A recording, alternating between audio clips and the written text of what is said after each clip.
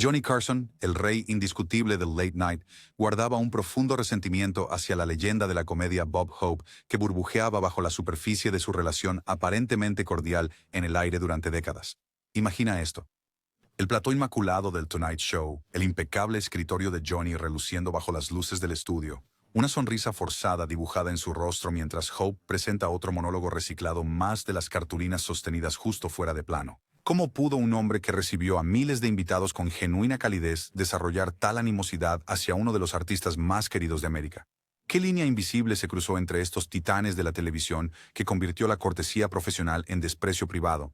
¿Y por qué, a pesar de su cadena compartida y audiencias superpuestas, Carson guardó esta verdad tan celosamente hasta mucho después de que las cámaras dejaran de rodar? Antes de que su nombre fuera conocido por todos, John William Carson nació en Corning, Iowa, en el año 1925, un muchacho del Medio Oeste, con una personalidad tímida y un toque verdaderamente mágico. Su temprana fascinación por los trucos de magia se transformó en un auténtico talento para el mundo del entretenimiento que finalmente lograría cautivar a toda América por 3 décadas. Después de servir en la Marina durante la Segunda Guerra Mundial, Carson se abrió camino en la radio y televisión local de Nebraska y California, perfeccionando el ingenio rápido y el encanto cautivador que lo harían famoso. Su gran oportunidad llegó en 1962 cuando NBC lo eligió para reemplazar a Jack Paar como presentador de The Tonight Show, iniciando el reinado más largo y exitoso en la historia de la televisión nocturna. Durante 30 años, Carson definió el arte del programa de entrevistas.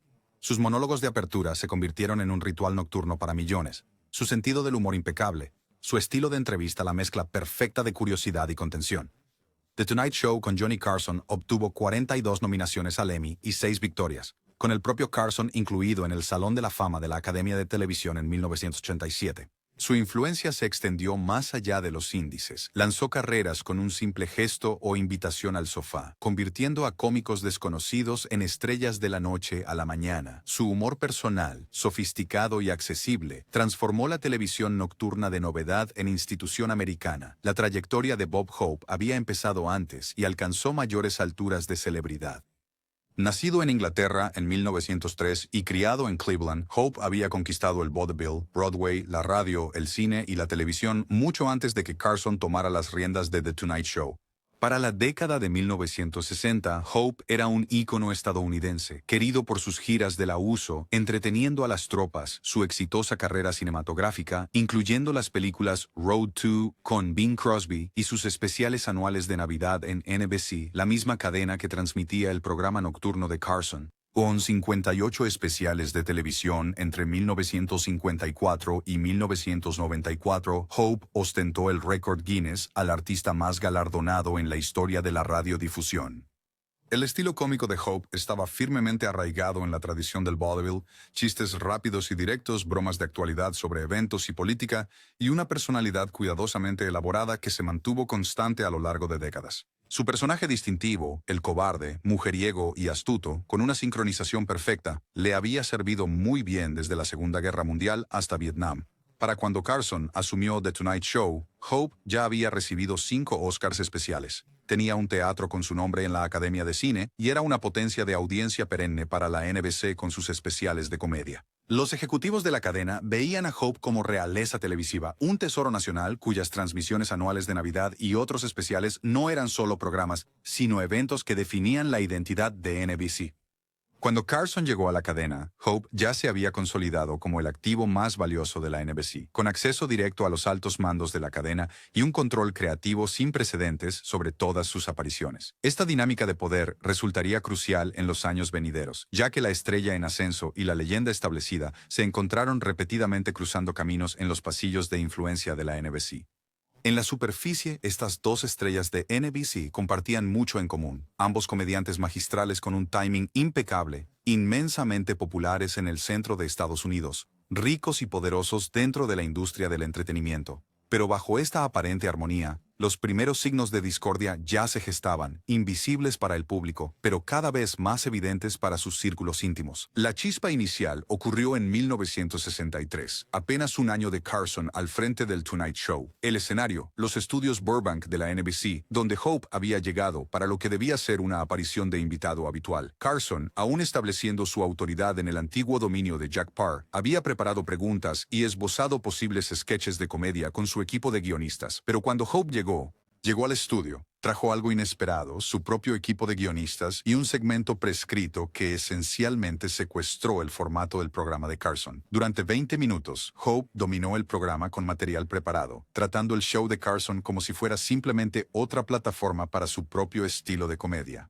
Los ejecutivos del estudio, ante la antigüedad y el estrellato de Hope, permitieron la intromisión sin consultar a Carson. Para la audiencia en casa, todo parecía normal. Dos gigantes de la comedia compartiendo un escenario. Pero tras bambalinas, el productor de Carson, Fred de Cordova, presenció la respuesta hermética del presentador y la furia silenciosa en sus ojos. Así no hacemos las cosas aquí, Carson, según se informó, le dijo a de Cordova después de que las cámaras dejaron de grabar. En mi programa, no. Nunca más. Fue la línea que no se podía cruzar, una violación fundamental de la etiqueta de los programas de entrevistas que reveló una profunda diferencia en cómo estos dos hombres veían su oficio y su relación con su... La gente que nos ve y escucha. El estudio esa noche zumbaba de tensión. Mientras las tarjetas de referencia se retiraban y las cámaras se apagaban, Carson se retiró a su camerino sin la habitual charla después del programa. Su coordinador de talentos veterano, Jim Fowler, notó el inusual silencio. Johnny tenía esta forma de enfriarse cuando estaba realmente enojado, recordó Fowler más tarde en una entrevista de 1994 con Television Quarterly.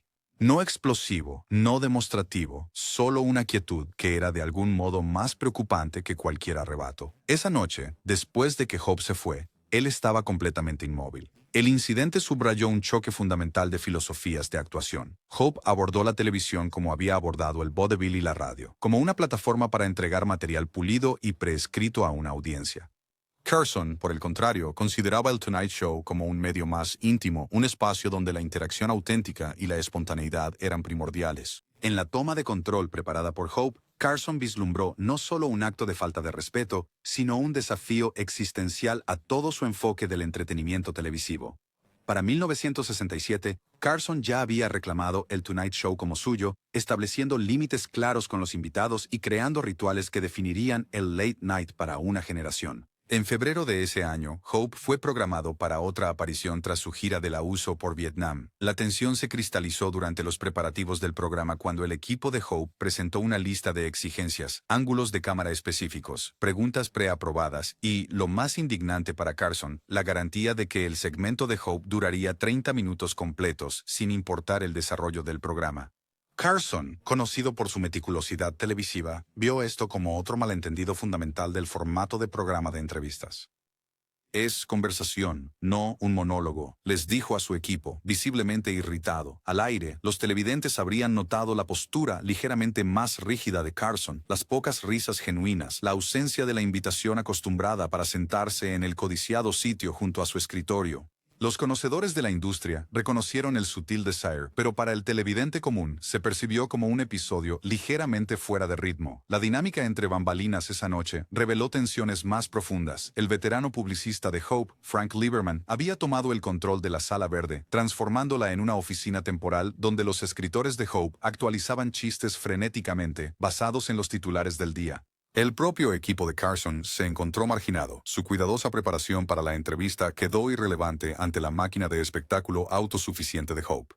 Ed McMahon, el leal compañero de Carson, más tarde confió al escritor del Tonight Show, Raymond Siller, que el presentador antes del programa paseaba por su oficina, murmurando, «Cree que es 1948 y seguimos en la radio».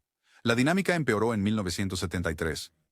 Cuando Carson, en la cima de su poder, renegoció su contrato con NBC con términos sin precedentes, la propiedad de su programa, una semana laboral reducida de 4 días y la aprobación sobre cualquier retransmisión.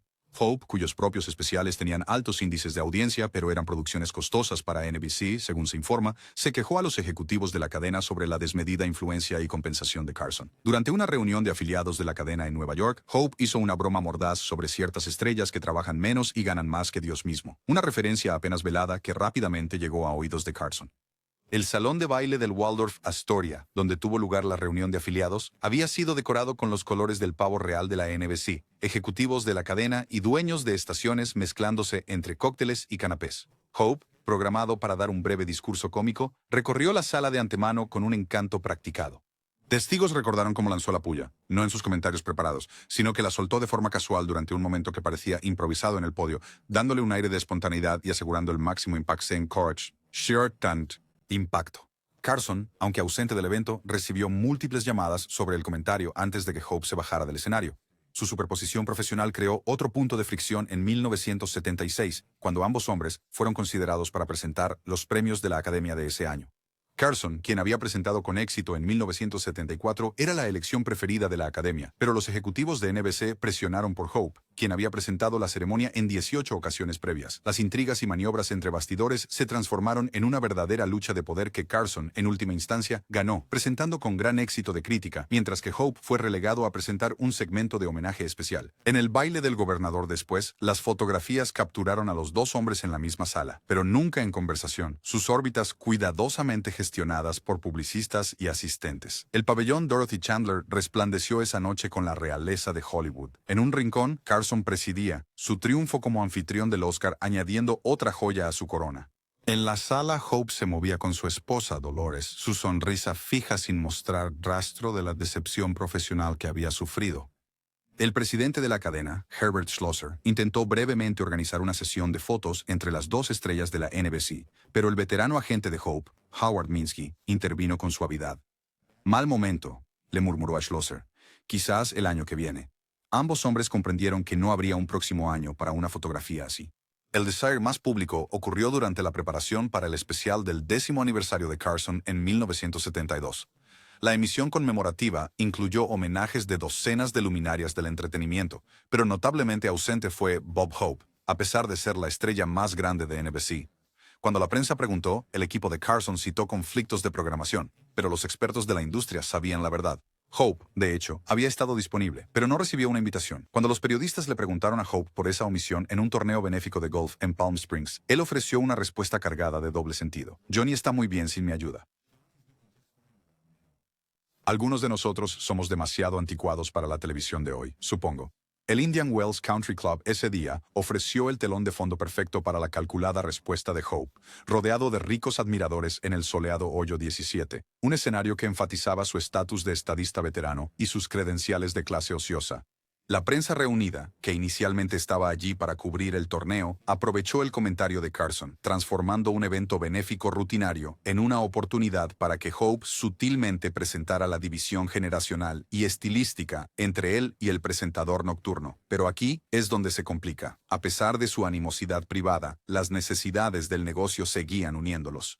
La estrategia de NBC exigía a sus estrellas promocionarse, lo que significaba que Hope aparecería en el programa de Carson una vez al año, siempre con chistes preescritos y poco interés en conversar, justo lo que Carson detestaba de los invitados. Un incidente particularmente revelador ocurrió durante una aparición en 1979, promocionando el especial de NBC de Hope, Bob Hope, en el camino a China. El set de The Tonight Show estaba inusualmente tenso esa noche, con los guionistas de Hope merodeando justo fuera de cámara. Carson, decidido a hacer una entrevista real sobre la histórica visita de Hope a China, intentó involucrar a su invitado con preguntas genuinas sobre la cultura y política chinas. Hope, visiblemente impaciente con esta desviación de su rutina preparada, seguía llevando la conversación de vuelta a sus frases ingeniosas ensayadas. En un momento incluso revisó su reloj al aire, una infracción de la etiqueta televisiva que no pasó desapercibida para la audiencia del estudio ni para Carson, cuya famosa sonrisa flaqueó momentáneamente. Otro punto álgido surgió en 1982, cuando el especial tradicional de Acción de Gracias de Hope compitió directamente con un raro especial de entrevista de Carson en horario estelar con Elizabeth Taylor. La medida de contraprogramación le pareció al equipo de Carson deliberadamente antagónica. NBC podría haber programado los shows en noches diferentes. El ejecutivo de la cadena, Brandon Tartikoff, se encontró atrapado entre los dos bandos intentando aplacar a ambos hombres, mientras reconocía en privado a sus subalternos que manejar estos dos egos es como intentar meter a dos leones machos en la misma jaula.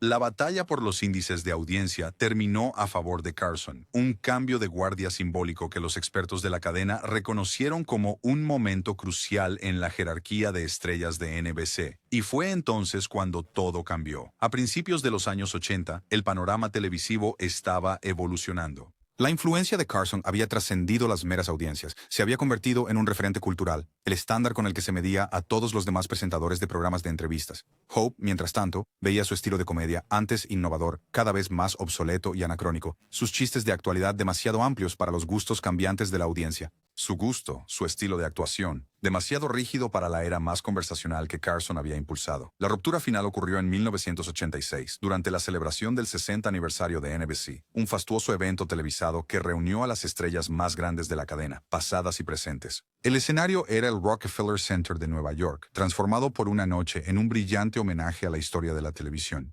Tanto Hope como Carson tuvieron papeles destacados en la transmisión, y Carson debía presentar una retrospectiva del legado cómico de NBC. Minutos antes del segmento, los productores informaron a Carson que el guión había sido modificado. Ahora presentaría a Hope, quien luego presentaría él mismo la retrospectiva cómica. El cambio de último minuto vino del presidente de la cadena, Grant Tinker, a petición de Hope. Carson, famoso por su profesionalismo, no armó un escándalo, pero ardía de rabia contenida por lo que veía como otra vez Hope, aprovechando su estatus legendario, acaparaba el protagonismo. El cavernoso estudio 8H, hogar de Saturday Night Live y ahora epicentro del jubileo de diamante de la NBC, bullía de actividad. Los técnicos ajustaron las luces, las estrellas revisaron los guiones y los ejecutivos de la cadena se mezclaron nerviosamente, conscientes del cambio de programación de última hora, pero ajenos a su impacto emocional. Carson, en su camerino, revisó el guión modificado junto a su productor de muchos años, Peter Lassally. ¿Otra vez? Fue lo único que dijo, pero esa sola palabra cargaba el peso de décadas de frustración acumulada. Lassally, quien había presenciado la dinámica Hope Carson durante tantos años, simplemente asintió. No hubo necesidad de más explicaciones entre ellos. Tras bambalinas, después del segmento, en un estrecho pasillo lejos de las celebridades y las cámaras, Carson finalmente confrontó a Hope directamente. Según un tramoyista que escuchó el intercambio, el tono normalmente mesurado de Carson dio paso a una furia helada. 60 años de NBC y aún no puedes evitar que sea el show de Bob Hope. Hay una razón por la que tu nombre lleva Hope, porque esperar humildad de ti es todo lo que podemos hacer, replicó Hope, quien entonces tenía 83 años, pero aún con la lengua afilada, según se informó. Cuando hayas entretenido a las tropas en 3 guerras y hecho reír a la gente por 6 décadas, entonces podrás decirme cómo hacer mi trabajo, chico. El intercambio duró menos de 2 minutos, pero formalizó lo que muchos habían sospechado durante mucho tiempo. Estos dos gigantes de la comedia, obligados a orbitar el uno al otro en la misma galaxia televisiva, no compartían más que desprecio mutuo bajo sus personajes públicos. La confrontación ocurrió en un pasillo de servicio adornado con recuerdos de NBC colgados deprisa, fotografías antiguas y carteles promocionales que documentaban sus 6 décadas, incluyendo imágenes de ambos hombres en sus respectivas épocas doradas. La ironía de su batalla privada desarrollándose con este telón de fondo de historia institucional compartida no pasó desapercibida para ninguno de los dos. Mientras se separaban, regresando a sus respectivos séquitos, el botones de la NBC Kevin Sullivan, quien había presenciado el intercambio mientras guiaba a un grupo de afiliados por una entrada trasera, observó que parecían 2 pistoleros alejándose de un duelo, ambos heridos, pero ninguno dispuesto a reconocer el golpe. Ahora, si te preguntas cómo una disputa tan significativa pudo permanecer en gran parte oculta de la vista pública por tanto tiempo, la respuesta reside en parte en el panorama mediático de la época y en parte en la disciplina profesional de ambos hombres. A diferencia de la cultura de celebridades actual, donde los conflictos privados son diseccionados en tiempo real a través de plataformas de redes sociales, el periodismo de entretenimiento de la era Carson Hope operaba con mayor deferencia al poder de las estrellas y a los departamentos de publicidad de las cadenas. Ambos hombres entendieron que una guerra abierta dañaría no solo sus marcas personales, sino la institución NBC que ambos ayudaron a construir. Las consecuencias de esta rivalidad se manifestaron de formas sutiles pero significativas a lo largo del resto de sus carreras. Carson, quien ya era selectivo con sus apariciones públicas, se volvió todavía más cauto en cuanto a los eventos especiales de la NBC en los que participaría, especialmente si Hope estaba involucrada. Él se negó rotundamente a aparecer en ninguna de las celebraciones del 90º cumpleaños de Hope y brilló por su ausencia de manera muy notoria en los homenajes al medio siglo de Hope en la televisión. La entrega de los premios Emmy de 1988 presentó un cuadro particularmente revelador y significativo. Carson, al recibir el premio del gobernador por sus contribuciones a la televisión, pronunció un amable discurso de aceptación que hizo referencia a numerosas influencias cómicas, desde Jack Benny hasta Groucho Marx, pero no mencionó a Hope a pesar de la presencia del comediante mayor en la audiencia. Los críticos de televisión notaron la omisión, pero pocos entendieron su naturaleza deliberada. El Auditorio Cívico de Pasadena esa noche se convirtió en el escenario de una clase magistral de borrado cortés, ya que Carson, de forma efectiva, eliminó a Hope de su linaje cómico con nada más que un silencio estratégico. Hope siguió haciendo apariciones en el Tonight Show, pero los espectadores más perspicaces habrán notado que después de 1986 era entrevistado cada vez más por presentadores invitados. en lugar del propio Carson. Cuando Carson sí entrevistó a Hope, los segmentos resultaron más cortos, más perfunctorios, sin nada de la calidez o la espontaneidad que caracterizaban las mejores entrevistas de Carson. Los conocedores de la industria entendieron la coreografía por lo que era: dos profesionales cumpliendo sus obligaciones contractuales mientras mantenían la máxima distancia personal. Un episodio particularmente incómodo ocurrió en enero de 1990, cuando Hope apareció en el Tonight Show para promocionar su especial de la NBC, La Navidad de Bob Hope con las tropas y otros amigos. El lenguaje corporal de Carson durante todo el segmento hablaba por sí solo. Se echó hacia atrás en lugar de acercarse a su invitado, ofreció menos de sus típicos asentimientos de apoyo, y su risa, que solía ser tan generosa con los invitados, sonaba mecánica y calculada. Más tarde, tras bambalinas, el maquillador Marvin Westmore escuchó a Carson murmurarle a su productor: «Esa fue la última. No me importa lo que diga la cadena». El contraste en el ocaso de sus carreras no pudo ser más marcado. Carson, siempre protector de su legado, se retiró en 1992, aún en la cima de su éxito. Su última emisión fue una despedida digna y emotiva, vista por 55 millones de estadounidenses.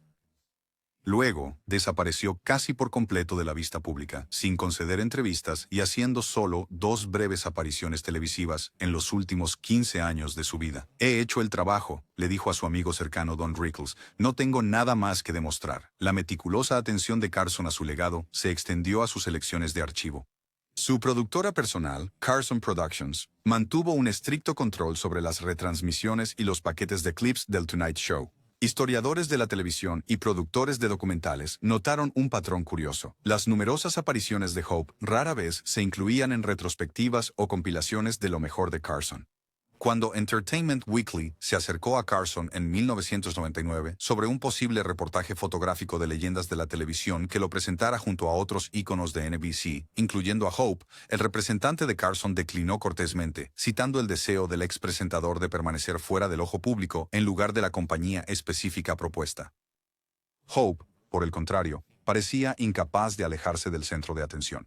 Él siguió actuando hasta bien entrados sus 90, mucho después de que su comedia perdiera su chispa y sus actuaciones se volvieran dolorosamente dependientes de tarjetas y teleprompters. Sus especiales anuales de Navidad, que una vez fueron gigantes de audiencia, disminuyeron gradualmente en espectadores y relevancia.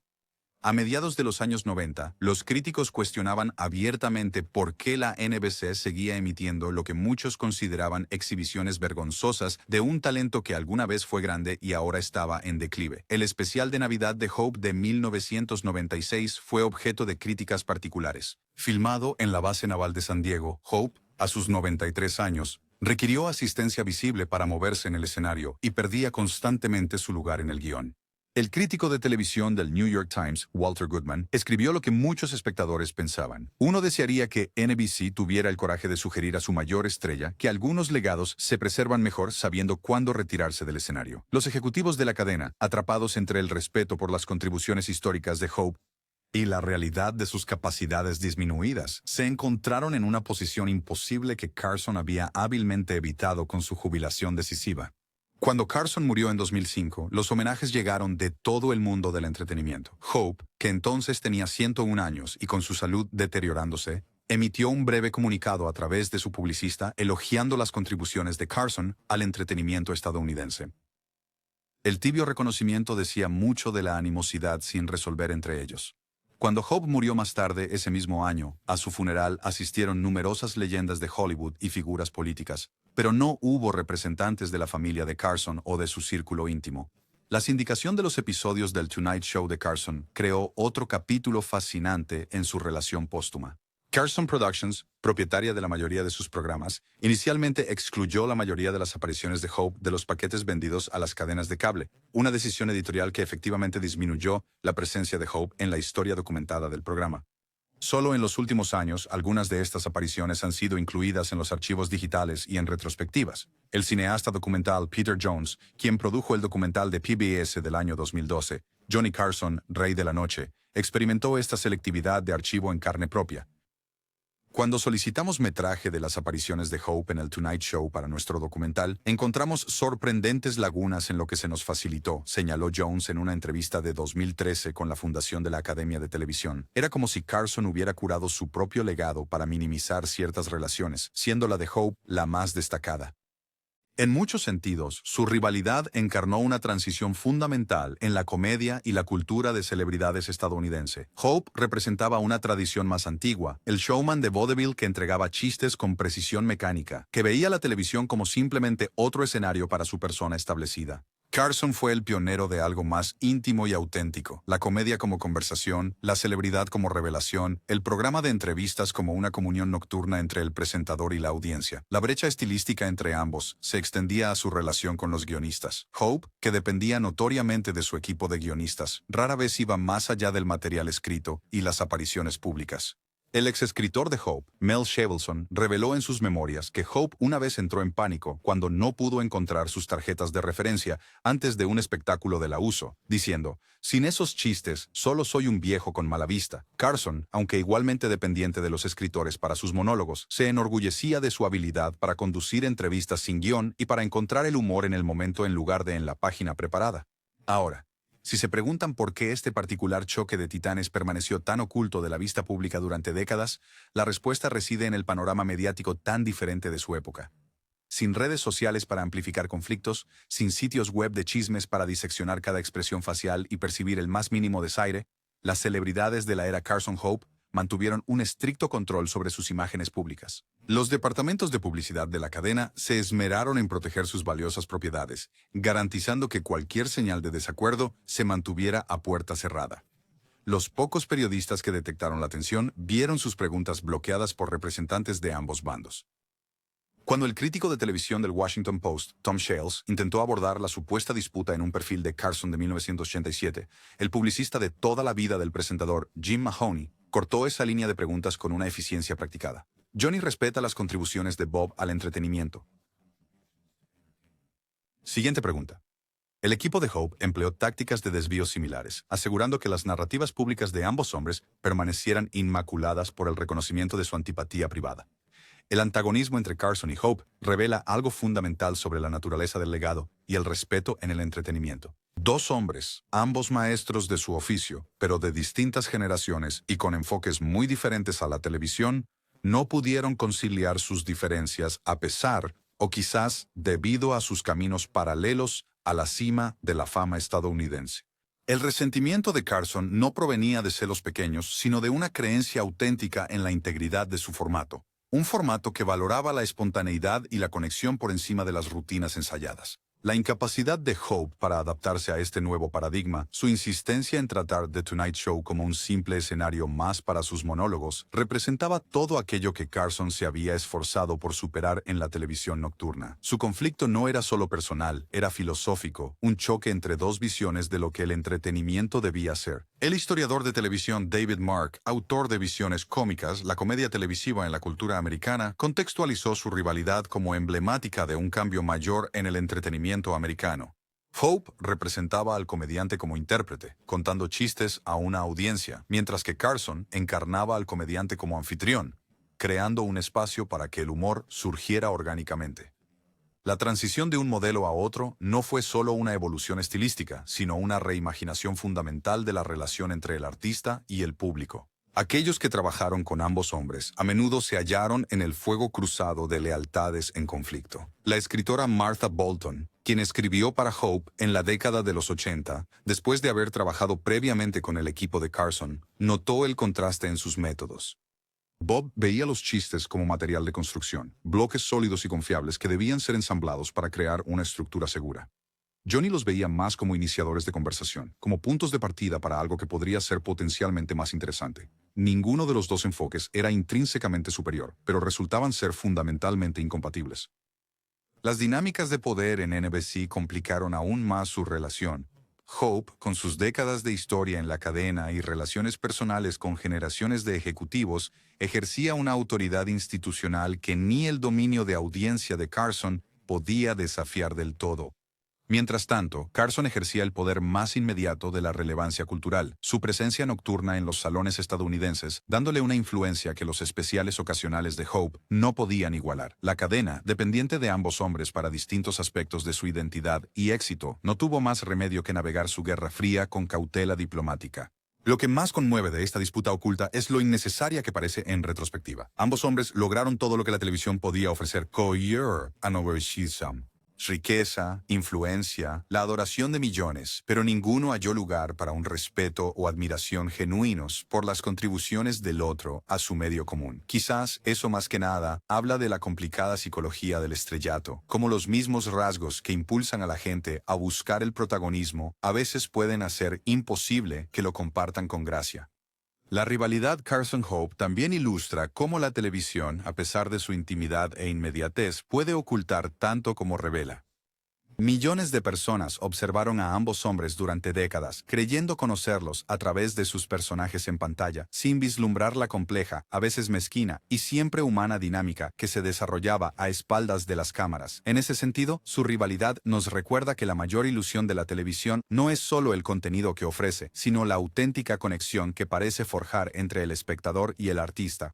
Si esta historia te ha conmovido, quizás la mejor manera de honrar el legado de ambos hombres es apreciarlos por lo que fueron, en lugar de por lo que no pudieron ser el uno para el otro. Observa las entrevistas magistrales de Carson, donde su tranquila curiosidad saca una calidez inesperada de sus invitados. Vuelve a ver las incansables actuaciones de Hope para las tropas en el extranjero, llevando risas a quienes más las necesitaban. En su trabajo, si no en su relación, cada hombre dejó una huella imborrable en la cultura estadounidense que trasciende su animosidad privada. Al final, la disputa Carson-Hope nos dice algo esencial sobre la fama misma, cómo la búsqueda de un legado puede motivar logros extraordinarios y fomentar divisiones innecesarias. Dos comediantes que hicieron reír a millones juntos nunca pudieron reír el uno con el otro. Hay tanto ironía como una profunda tristeza en esa verdad. Un recordatorio de que incluso en la cima del éxito, la capacidad humana para la conexión sigue siendo frágil y a veces esquiva, incluso para aquellos cuyo trabajo de vida era conectar con el público.